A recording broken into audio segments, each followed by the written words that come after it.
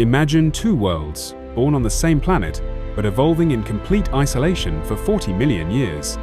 Two grand experiments of life, each creating its own champions, its own monsters, its own evolutionary dynasties, entirely unaware of the other's existence. To the north, a world of familiar titans bears, cats, and wolves forged in the relentless competition of a vast, interconnected supercontinent. To the south, a true lost world, an island continent of biological impossibilities. For eons, a deep ocean strait separated these two realms, but then, around 3 million years ago, the Earth's tectonic plates shifted. The ground trembled, volcanoes erupted from the sea floor, and slowly, inexorably, a thin strip of land rose from the waves to connect the two worlds. The Isthmus of Panama was born. But this was no mere bridge. It was a gateway. It was an arena.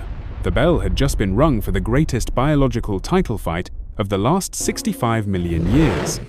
The Great American Interchange was about to begin.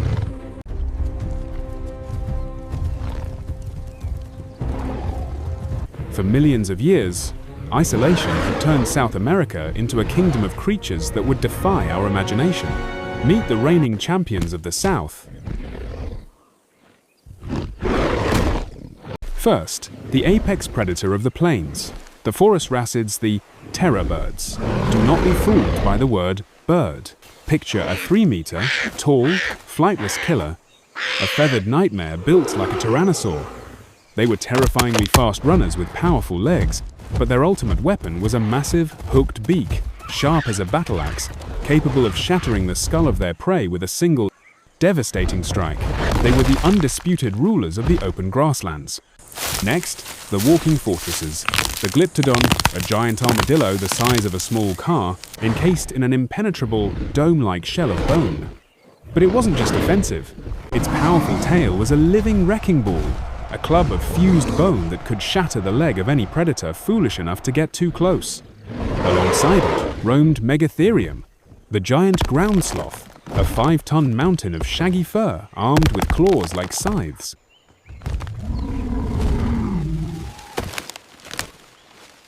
And perhaps strangest of all were the marsupial predators. Forget saber-toothed cats for a moment. Meet Thylacosmilus. It looked almost identical to a saber-tooth, but it was a marsupial, a distant cousin of a kangaroo. It was a masterpiece of convergent evolution, with colossal canine teeth that grew continuously throughout its life. For millions of years, these were the undisputed kings of their continent. They were enormous, they were bizarre, and they were terrifying, and they were completely unprepared for the hardened killers coming from the north. Leading the charge was Smilodon, the true saber-toothed cat. It wasn't just its lethal fangs that made it dangerous, it was a highly social predator that hunted in coordinated packs, employing complex strategies and evolutionary advantage that the solitary hunters of the South had never had to face. Beside them marched Arctodus, the giant short-faced bear. Standing over 3.5 meters tall, it was the largest terrestrial mammalian carnivore of its time. With its long legs, it wasn't a lumbering scavenger, but a relentless pursuit predator, capable of running down prey over long distances. Its bite was powerful enough to crush the bones of mammoths. And they were supported by legions of other efficient killers: the dire wolf, the American lion, the jaguar. A well-equipped army of predators perfected by millions of years of global warfare. Hook, the bridge was open. On one side, the unique, specialized champions of an isolated world. On the other, the adaptable, battle-hardened veterans of a global supercontinent. The war for a continent was about to begin. Who would win?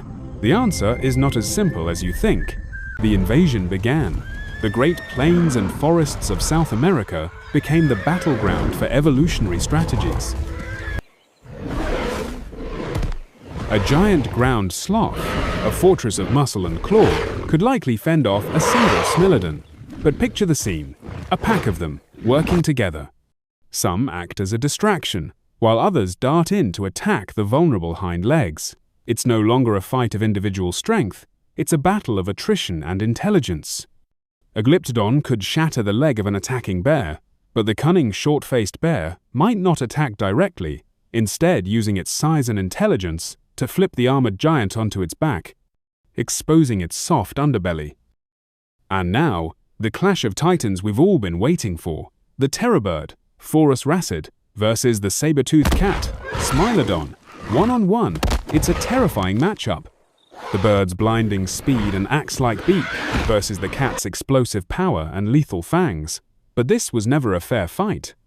Imagine a terror bird chasing its prey across the grasslands, focused and deadly, and then, from the tall grass on either side, two more Smilodons explode from their ambush.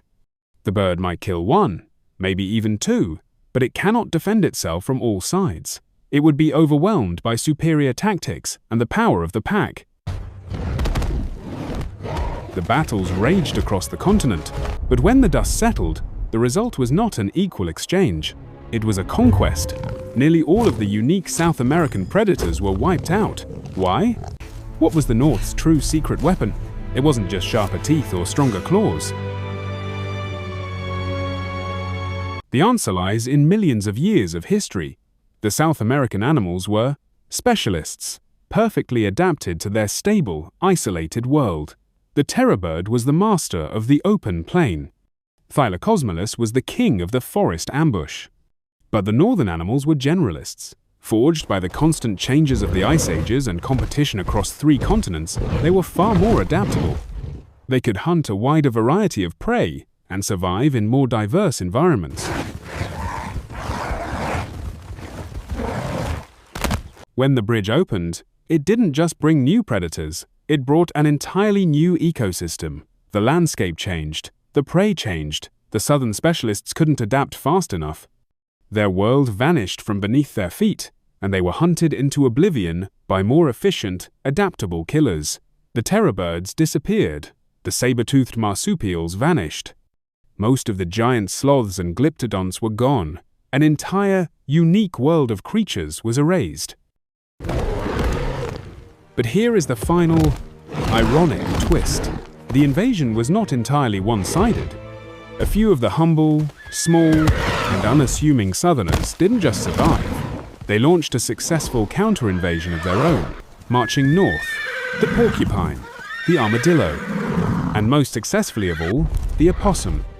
While the fearsome giants and terrifying monsters fell, these small, adaptable generalists proved to be the true survivors of South America, spreading across the northern continent to this very day. The Great American Biotic Interchange was the most dramatic, natural experiment in invasive species the world has ever seen. It's a brutal lesson, written in bone and fossil, about what happens when 2 long isolated ecosystems collide. The result is rarely a peaceful merger. It is often the domination of the more adaptable generalist over the specialized native. Today, we are the force creating new bridges. Our ships, our planes, our global trade, they are the new Isthmus of Panama, moving species across oceans and continents every single day, triggering new, silent invasions that threaten native ecosystems around the globe. The story of this great animal war is not just a relic of the past. It is a chilling reminder that bridges don't just connect lands, sometimes they can destroy worlds.